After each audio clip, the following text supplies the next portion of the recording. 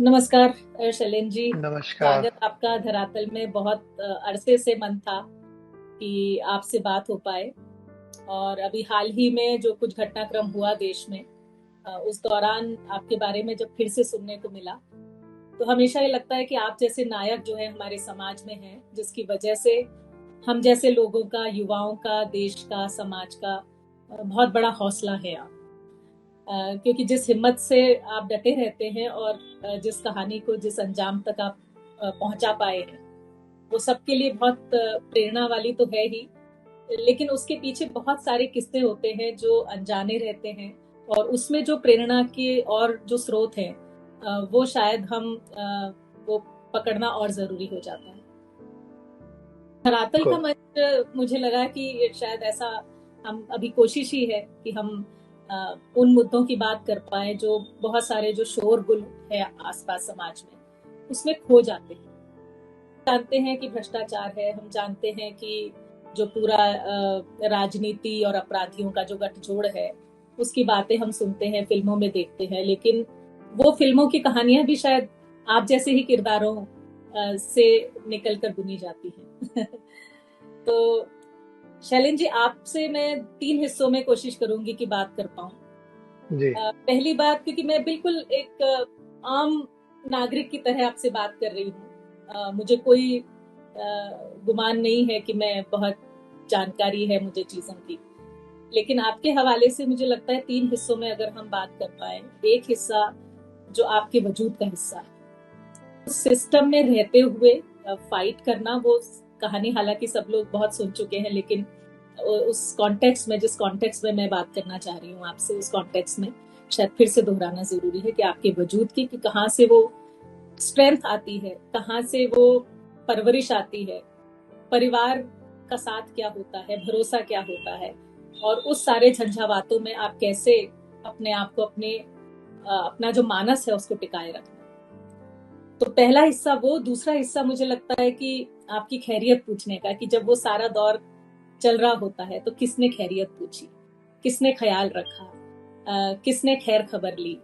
तो दूसरा हिस्सा वो। और तीसरा जो सबसे ज्यादा रुचि का, जिस वजह से मुझे लगा कि आपसे बात करनी चाहिए, जो धारा आपने अभी थामी है, जो सूत्र आपने पकड़े हैं खेती बाड़ी के, अपनी जड़ों की ओर लौटने के, तो वो बहुत बड़ा हिस्सा है। क्योंकि उसकी बात भी हम करेंगे, लेकिन मुझे लगता है कि बात आप शुरू करते हैं कि आपका वो जो स्ट्रगल वाला पीरियड था, और उसमें, क्योंकि भ्रष्टाचार जो है शैलेन जी, वो अभी के दौर का फिर से मुझे लग रहा है कि बहुत बड़े मायने में हम फिर से बात कर रहे हैं भ्रष्टाचार। आप उससे गुजरे हैं, आपने उसका दंश सहा है।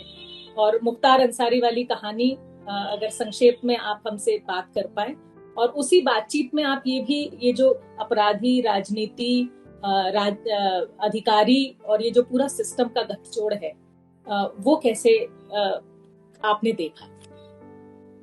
बिल्कुल सही आपने कहा कि मैं शुरुआत करता हूँ इस सिस्टम का जो बात कर रही हैं कि अंदर से क्या है, जो बाहर से बहुत से लोगों को पता नहीं होता।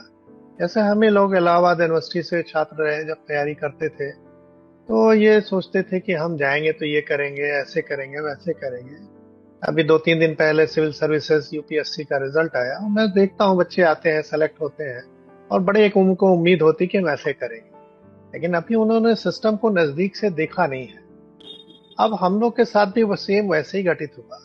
जब अंदर गए तो ये लगा यार जो गलत है तो गलत है, सही है तो सही है, जैसे एक आम आदमी सोचता है। तो हम भी वैसे ही सोचते थे। तो धीरे धीरे मुझे ये समझ में आने लगा कि जो बाहर से दिखता है वो अंदर से ऐसा है नहीं। तो फिर मैंने उसमें स्टैंड लेना कोशिश किया। तो हमारे ही अगल बगल के लोगों ने समझाना शुरू किया, हमारे साथ कलीग्स ने समझाना शुरू किया, ये सिस्टम है शैलेंद्र जी, बदल जाइए। क्योंकि सिस्टम में आप केवल आदेश का पालन करते हैं। सरकार इन लोग द्वारा चुनी हुई है। जो एग्जीक्यूटिव है उसके पार्ट हम एक नीचे हिस्से पे हैं, और जो आदेश होता है वो लोग पालन करना। हमने कहा बात तो सही है आपकी, क्योंकि हम लोग जब सर्वेंट मतलब सर्विस में आए तो हमको लोक सेवक बोला गया, यानी पब्लिक सर्वेंट। जी। और हम सबको, सभी को कहा जाता था, ये बताया जाता है कि आपके तनख्वाह जो है पब्लिक के टैक्स से आ रही है और आप ही की नहीं, नीचे से लेके ऊपर तक जो भी शासन में एग्जीक्यूटिव में है सभी की आ रही है, इवन लेजिस्लेटिव भी है, सब लोग हैं, जी जुडिशरी भी है। तो हुआ कि आप लोक सेवक हैं, जनता के सर्वेंट हैं। मैं उस माइंडसेट को लेके चला कि भाई मैं तो जनता के लिए काम कर रहा हूँ, और सरकार एक जो संविधान के तहत बनी है उसके तहत आदेश होगा।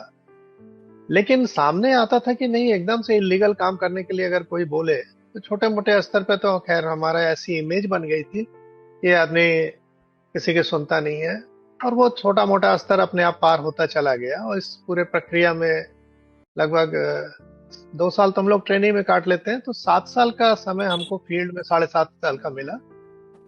तो शुरुआत तो ऐसे होते चली गई, हम उसको पार करते गए, लेकिन ट्रांसफर हर महीने हर साल हो जाता था। हमने कहा कोई बात नहीं, ये होता रहता है। तो मैं भी अपना उसको तैयार रहता था, भाई ठीक है, दाल रोटी खानी है, कहीं भी भेज दोगे हम खाएंगे, हमें क्या करना है।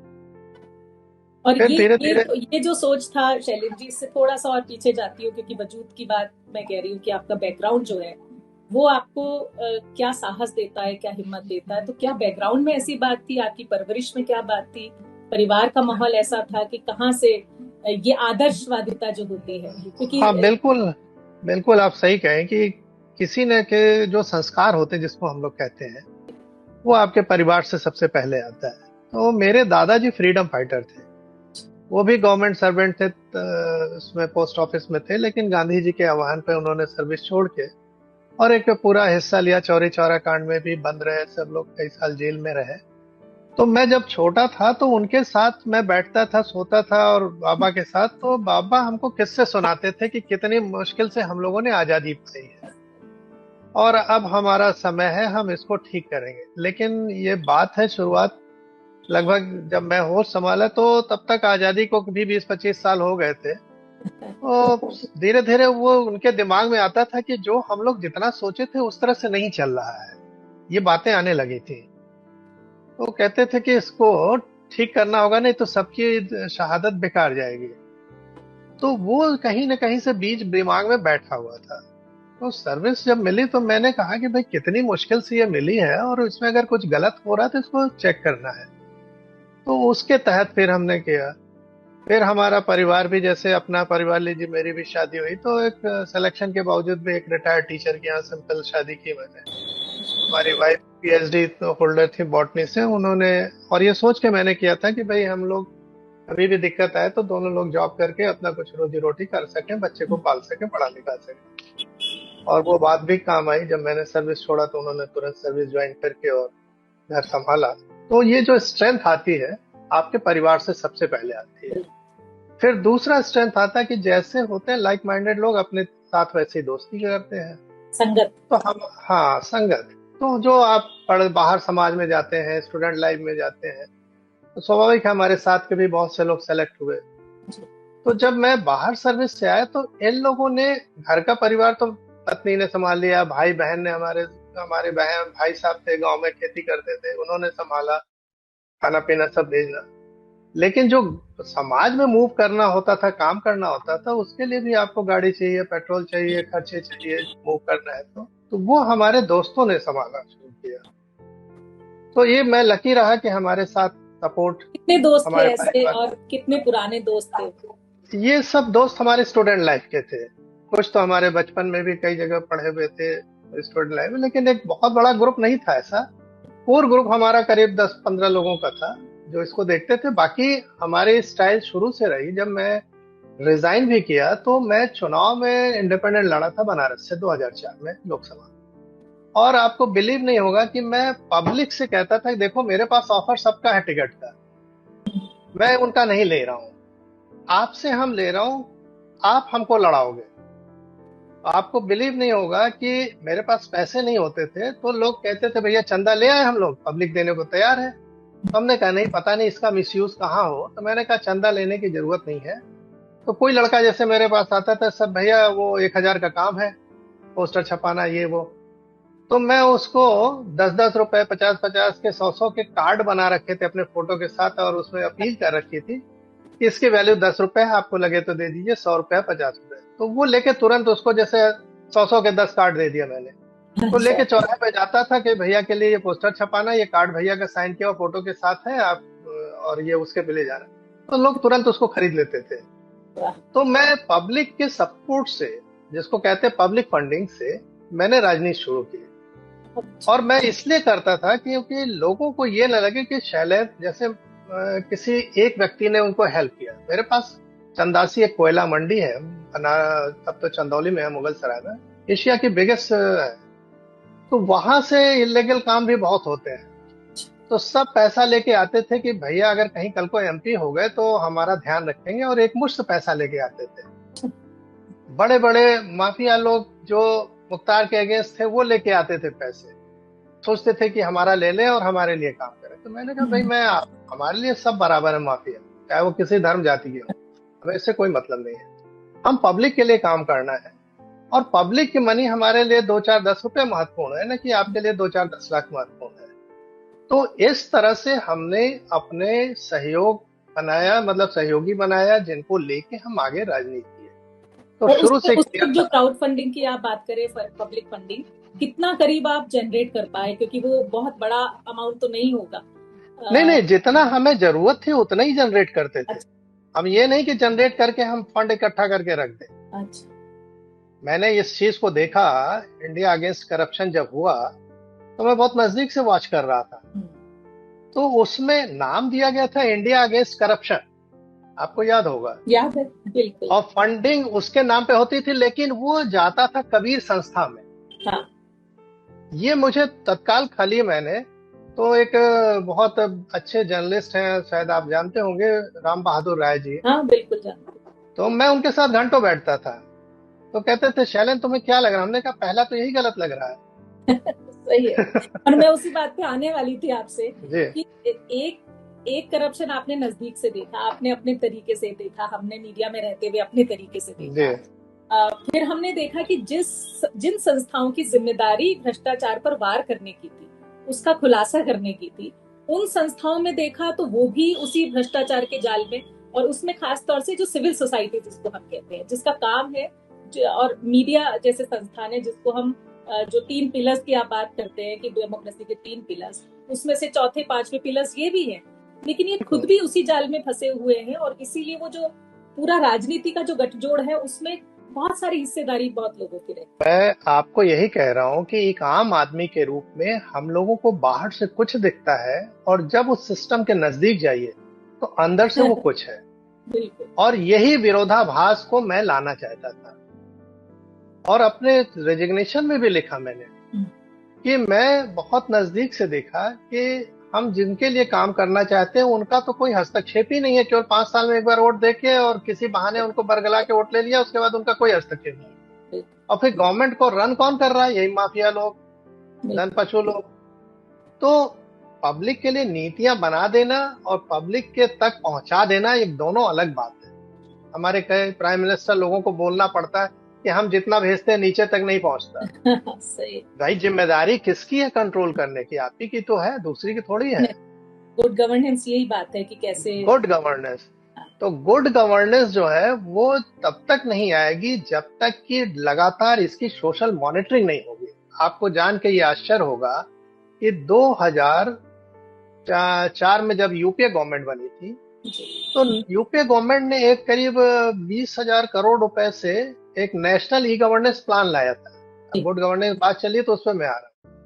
नेशनल ई गवर्नेंस प्लान लाया था, NEGP, और जिसके तहत 2006 या 7 तक पूरे गांव लेवल तक इंटरनेट लेके जाना। और सोशल ऑडिट, इंटरनेट लेके जाना। सोशल ऑडिट तो एक छोटा हिस्सा था उसका। अच्छा, हाँ। इंटरनेट यानी ब्रॉडबैंड लेके जाना था। और उस ब्रॉडबैंड की जब मैंने मॉनिटरिंग शुरू की कि क्या हो रहा है NEGP में, नेशनल ई गवर्नेंस प्लान में, तो मुझे जान के आश्चर्य हो कि 2007 तक तो कुछ हुआ ही नहीं। तो मैंने पहले उठाया उत्तर प्रदेश को ही। आपका वीडियो नहीं आ रहा है जी। उसमें सबसे पहले मैंने उत्तर प्रदेश को उठाया कि उत्तर प्रदेश में इसमें क्या काम हो रहा है। अब चीफ सेक्रेटरी लेवल के लोग इसके नोडल ऑफिसर थे हर स्टेट में। मैंने RTI, आपको याद होगा उस समय लागू था, और RTI के सेक्शन 2J के तहत आप किसी भी ऑफिस में जाके फाइल का इंस्पेक्शन कर सकते हैं। इतनी पावर है, शायद लोगों को पता नहीं है, और मैं इसका बड़ा यूज करता था। तो मैं जब उनके चीफ सेक्रेटरी के ऑफिस में इंस्पेक्शन करने पहुंचा, तो आपको जान के ये आश्चर्य होगा कि वो जो नोडल ऑफिसर के रूप में मीटिंग करते थे, जो मिनट्स बनते थे, उसका जो क्या अनुपालन हुआ, क्या उसके कितनी कार्रवाई हुई और उस पर क्या एक्शन लिया गया नहीं होने पे, ये कोई गार्ड फाइल टाइप की थी ही नहीं वहां पे। सब तो चीजें मुझे, आईवॉश और कागजी सारी चीजें। हाँ, तो फिर मैंने उस चीज को ले जाके हाई कोर्ट में 2010 में ई गवर्नेंस पे ये सब रिकॉर्ड में लाके पीआईएल किया, और उस पीआईएल के तहत जो संस्थाएं थी जिनको जिम्मेदारी दी गई थी एक कॉमन सर्विस सेंटर गांव-गांव बनाने की, उस पे 113 करोड़ का जुर्माना लगा और उनसे लिया गया। तो मैं उस तरह से लड़ाई करता था कि ठीक है, कोई बात नहीं, मुझे मालूम है ये गवर्नमेंट नहीं सुनेगी, लेकिन मेरा जो आरटीआई पे मैंने उत्तर प्रदेश में केवल 5 लाख लोगों का आरटीआई टास्क फोर्स ऑर्गेनाइजेशन खड़ा किया था, और उसमें फिर मैं काम किया, उनके लूप होल्स निकाले, फिर न्यायालय में जाके पीआईएल के रूप में लड़ता था। आप जानते हैं कितना दुष्कर काम होता है न्यायालय में भी लड़ना, एडवोकेट की फीस ये सब, लेकिन हम कहते थे नहीं ठीक है, एक सिस्टम है, हम जितना इसमें यूज कर सकते हैं और इसको करके हम करेंगे, और वो रिजल्ट लेके हम आते थे, बहुत अच्छा रिजल्ट होता था। आज आप कॉमन सर्विस सेंटर देखते हैं, कम से कम जो ट्रांसपेरेंसी आई, नेशनल ई गवर्नेंस प्लान का मिशन ही था कि सरकारी ऑफिस जनता के दरवाजे। आज की डेट में अगर हमें कुछ भी करना है तो मुझे किसी भी ऑफिस जाने की जरूरत नहीं है, मैं ऑनलाइन एप्लीकेशन फाइल कर सकता हूँ, ऑनलाइन मॉनिटरिंग कर सकता हूँ, और इवन ऑनलाइन उस पर एक्शन भी करा सकता हूँ। और ये केवल हम कह नहीं रहे हैं, मैंने 2-3 उदाहरण अभी आपको दूंगा। जैसे यूपीए गवर्नमेंट थी, यूपीए गवर्नमेंट में 2012 में मैं कांग्रेस से अलग हो गया। कांग्रेस में तो पहले आरटीआई पे काम करता था, यूपी चीफ। कांग्रेस से आप चुनाव भी लड़े? हाँ, कांग्रेस से 2009 में लड़ा था, लोकसभा चंदौली से, और करीब 20-25 दिन में ही 1 लाख वोट ले आया था। और एक देखने के लिए मुझे प्रयोग था कि मेरे काम की वैल्यू है कि नहीं, तो वो मैंने देखा कि जिसमें लोग कांग्रेस के 20-25 हजार वोट पाते थे, वहां 1 लाख वोट मिला मुझे, और काम के आधार पर। समय कम था, लेकिन खैर वो अलग बात है। तो मैं ये सब जब काम करता था तो इसका रिजल्ट जनता को हमने दिखाया। जैसे सपोज करिए, यूपीए गवर्नमेंट में सबसे पावरफुल कौन था? सोनिया गांधी का परिवार। सोनिया गांधी के परिवार को, आपको याद होगा, वाड्रा स्कैम निकला। वाड्रा स्कैम जो है, ये सबसे पहले मैंने इसको बिजनेस स्टैंडर्ड मैगजीन में छपा हुआ था, पढ़ा कहीं ऑनलाइन, कि इनके बैंक में उतना अमाउंट नहीं था वाड्रा के, फिर भी इन्होंने 9 करोड़ 10 करोड़ की जमीन खरीद ली। कैसे खरीद ली ये निकला, वेस्टर्न पार्ट में बहुत सारी जमीनें खरीदी। हाँ, तो वो मानेसर में थी पहली जमीन, इनकी पहली जमीन की बात कर रहा हूँ। अच्छा। तो मैंने उस पे लगा के, और ऑनलाइन हमने चूंकि सब करा दिया था, तो जो गवर्नमेंट की वेबसाइट है जिसपे पब्लिक ग्रीवांसेस एड्रेस किए जाते हैं, उस पे मैंने एक एप्लीकेशन इसी का हवाला देके, बिजनेस मैगजीन निकला, ये है, फला दीजिए, इसकी जानकारी हमें डिटेल। और मैंने एक कॉर्पोरेट अफेयर्स को लिखा और एक ये वित्त मंत्रालय को लिखा, फाइनेंस डिपार्टमेंट को।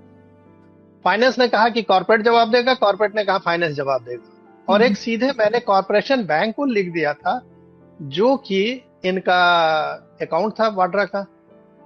इन 3 के लड़ाई में कोई समझ नहीं पाया कहां से एक मुझे लिख के उनका पूरा चेक नंबर सहित डिटेल उटेल सब कुछ आ गया। आपको जान के आश्चर्य होगा कि जिस समय इन्होंने लैंड की डील की, इनके अकाउंट में 1 लाख रुपए था। मैंने फिर पूछा कि भाई 1 लाख रुपया था तो आपने कैसे इसको खरीदा, ये बताइए। तो इन्होंने कहा मैंने पोस्ट डेटेड चेक दे दिया। उस समय वैलिडिटी 6 महीना होती थी, अब तो 3 महीना हो गए चेक के, 6 महीना। तो मैंने कहा ठीक है, और इन्होंने कहा कि हमने बाद में जब अकाउंट में पैसा आया तो हमने कैश करा लिया और ये सब लेन देन हो गया। तो हमने कहा कोई बात नहीं, रजिस्ट्री तो आप स्टैम्प पेपर पे करते हैं, वो तो तुरंत करना होता है, तो आपने रजिस्ट्री का पैसा कहां से 50 लाख दिया स्टैम्प पेपर का? अब वो फंस गए। फिर इन्होंने कहा मैंने टेम्परेरी ओवरड्राफ्ट लिया है, सोचिए। फिर मैंने उसको वित्त मंत्रालय और कॉर्पोरेट जहां से इनका ऑडिट रिपोर्ट था वो निकाला मैंने, उसमें कि इन्होंने लिखा दिखाया था ऑडिट रिपोर्ट में कि टेम्परेरी ओवरड्राफ्ट हमने कॉर्पोरेशन बैंक से दोबारा पूछा तो उसने लिख के दे दिया कि कोई टेम्परेरी ओवरड्राफ्ट हमसे नहीं लिया। अब इतनी चीजें आके फंस गई। अब आप सोच सकते हैं कि गांधी परिवार हिल गया इसमें। और अंत में इस केस का निस्तारण कैसे किया गया आपको मालूम है? मतलब जब इसकी मेरी आरटीआई की एप्लीकेशन पहुंचे, क्या एक्शन हुआ, तो वो टेबल पे जो बैठता था अधिकारी बीमार हो जाता था, भाग जाता था। और मई 2014 में जब इलेक्शन खत्म हुआ है तो एक दिन पहले मेरे केस को बिना किसी कारण बताए निस्तारित में दिखा दिया गया जाते जाते गवर्नमेंट ने। तो ये मैंने पब्लिक को पावर दिखाया कि एक आम आदमी के रूप में आपको जो पावर मिला है, चाहे वो आपको ऑनलाइन सब इंटरनेट के माध्यम से मिला, सोशल मीडिया के माध्यम से मिला, या जो आपको आरटीआई के तहत मिला, अगर इसका आप सही यूज करना सीख लें तो आप बड़े बड़े लोगों को हिला सकते हैं। पर ये जो प्रकरण थे ये भी हाई प्रोफाइल मामले हुआ करते थे, तो इस दौरान भी मतलब धमकियां या किसी तरह का प्रेशर या परिवार पे किसी तरह का दबाव, वो सब महसूस लगातार किया? मेरे स्टाइल काम करने की बड़ी अलग थे। आपको जान के आश्चर्य होगा, जब मैं कांग्रेस में था तो संबंध तो थे इन लोग से, गांधी परिवार से और उनके लोगों, तो मैंने मुंह पे बोल के आया था। मेरी जब इन लोग से छोड़ने का हुआ तो इन लोगों ने थोड़ा सा मेरा उनका मतभेद हो गया, तो मैंने कहा देखिए मैं तो आम आदमी हूँ, कहीं जी खा लूंगा, लेकिन आप लोग जो कर रहे हैं वो अगर जमीन सरकार के जनता के सामने आ गया तो आप लोग बर्बाद हो जाओगे, और मैं ला के रहूंगा आपके मुंह पे बोल के जा रहा हूँ। और ये किस लेवल के अधिकारी या किस, मतलब उस पार्टी में किस लेवल के व्यक्ति से ये आमने सामने बात हुई? अरे सीधे सीधे भारत तुगलक लेन। किसी आम आदमी से तो बात ही नहीं करते थे। और वो घटना आप कभी बताते हैं, मैंने वो सुनी कि जब ड्राइवर ने आपको बताया कि आप थोड़ा बच के रहिए। हाँ। अब आप सोचिए कि जो बड़े लीडर के ड्राइवर्स थे वो मुझसे कहते थे कि भैया आप इन लोग साथ उठते बैठते हैं दिन में, और रात में ये उन लोग के साथ उठते बैठते हैं, विरोधी और मुख्तार के फलाने के साथ। तो मैंने कहा यार ये सब बहुत देखा पुलिस में और इसमें कोई चिंता की बात नहीं है।